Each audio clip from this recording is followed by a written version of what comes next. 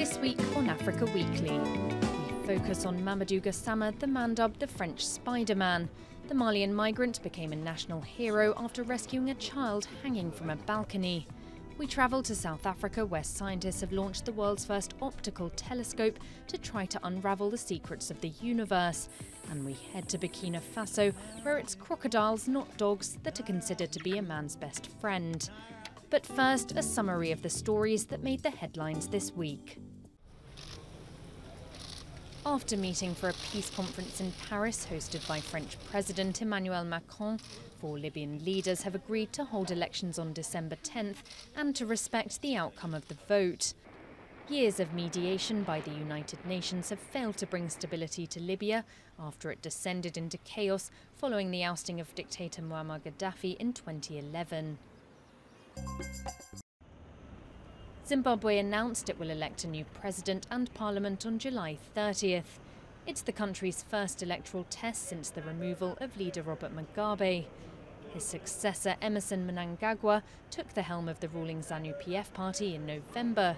He'll stand against the main opposition, Movement for Democratic Change Party. We want free, fair, transparent, credible elections. With Mali also due to hold elections in July, President Ibrahim Boubacar Keïta has confirmed he will run for re-election in the troubled Sahel nation. The consequences of the 2012 crisis are certainly deeper, and the fight against terrorism a lot more complex than we thought. The 73-year-old leader will face around a dozen challengers in the July 29th vote. A second round is planned for August if no candidate secures a majority. And United Nations Secretary-General Antonio Guterres travelled to Mali this week to show his support for the UN mission there. MINUSMA peacekeepers are facing an Islamist insurgency that has killed scores of their colleagues. Peace in Mali is a factor of worldwide security, and the world must understand that it has to support you without conditions. The 12,000-strong MINUSMA operation was deployed in 2013. Since then, more than 160 of its members have died, a figure that accounts for more than half of UN peacekeeping fatalities over the same period. 10 people were found beheaded in a village in northern Mozambique last Sunday, with children confirmed as being among the dead. Police have vowed to hunt down the attackers, believed to be radical Islamist group Al-Shabaab.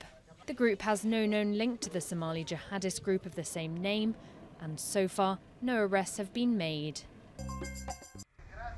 Civil servants in Chad have paralysed the impoverished country's public sector in response to a new call to strike over austerity measures. Schools and administrative buildings were shut on Monday, and even hospitals were providing a minimal service. Chad's government is under pressure to cut public funding to meet the demands of international donors. But public sector workers are demanding payment of their full salary after bonuses and allowances were slashed by 50% in January.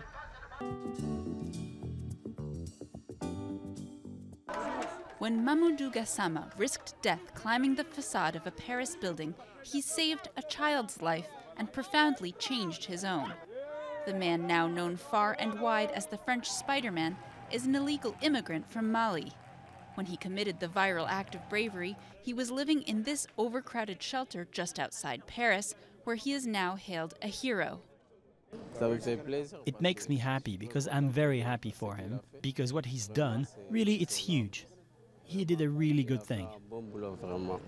Gassama arrived in France in 2017 after crossing Libya and Italy. Now he's just months from obtaining French nationality, a thank you gift from President Emmanuel Macron. But for some who are on the quest for French papers, Gassama's success is a frustrating reminder that sometimes luck is everything. What he did, I hope to do it someday too. If I had the occasion to save someone's life like that, I would do it as well, because I'm in his situation too. Migrant aid workers helping people like Gassama face administrative hurdles see Macron's gesture as a PR stunt that does nothing for the tens of thousands more like him.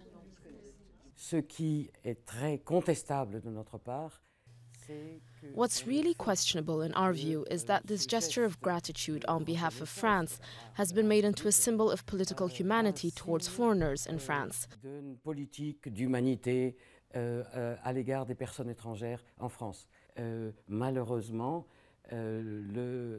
Unfortunately, the reality is that these policies are more and more repressive.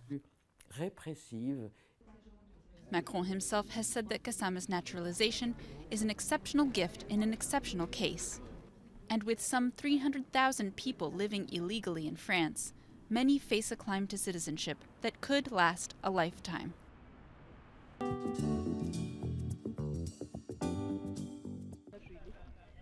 Reaching for the stars. This new telescope in South Africa's remote Karoo Desert is a unique opportunity for scientists to unravel the secrets of the universe. It's been conceived as the eyes of the 64-dish Meerkat radio telescope located 200 kilometers away. The final project will be part of the Square Kilometre Array, or SKA, the world's most powerful radio telescope system. So for the first time, I'm told, globally, you will have a dedicated telescope that will track a radio telescope, so that if there are discoveries that are being made in the radio telescope, you'd be able to make follow-up. The new telescope takes extremely high-resolution images of what the other telescope observes, allowing scientists to follow the astrological event underway. And the reason we do that is because that information tells us much more than just the one or the other channels. Professor Groot comes from Radboud University in the Netherlands, one of the 3 countries involved in the project. He hopes to witness explosions of supernovas or dying stars. The explosions are like stars that are at the end of their lives, and all of a sudden they light up for a brief time. Maybe for a few hours, maybe for a day, maybe for a week. So we have a very limited amount of time to gather the information and learn what really happened in that universe. The mystery of space has haunted us since the dawn of time, and the answer might one day be found here in Africa, the cradle of humankind.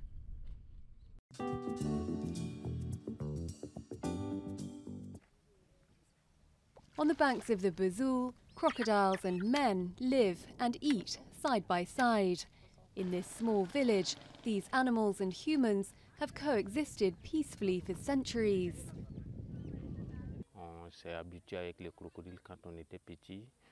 We got used to crocodiles.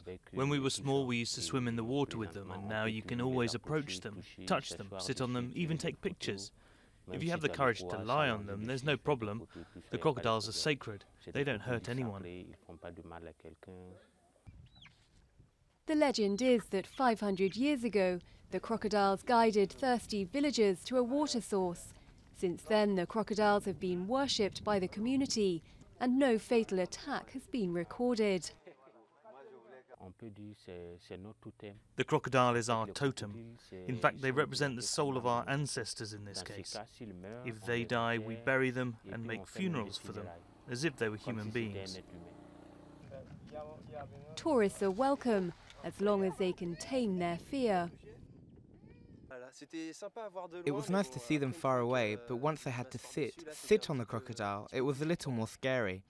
It's great. I think it should be done at least once. It's worth it, but now that it's over, I like to keep my distance. Yet today, the harmony between man and beast in Bazoul is under threat. Attacks by Islamist groups in the country have caused tourists to stay away. There are fewer tourists now. We used to have more than 10,000 visitors in the year, but currently the numbers don't exceed more than 4,000 or 5,000. Complicating the situation further, there is a decrease in rainfall in the region, a result of global warming, and the crocodile pond is drying up. In Bazoul, some believe the crocodiles may once again have to lead the villagers to a more temperate land.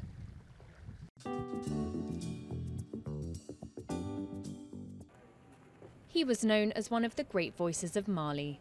Kassé Madi Diabaté died at the age of 69 in the capital Bamako last week, 2 months after suffering a stroke.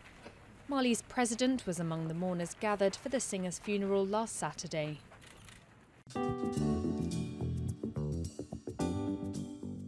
South African rugby player Siya Kolisi is set to become the country's first black test captain.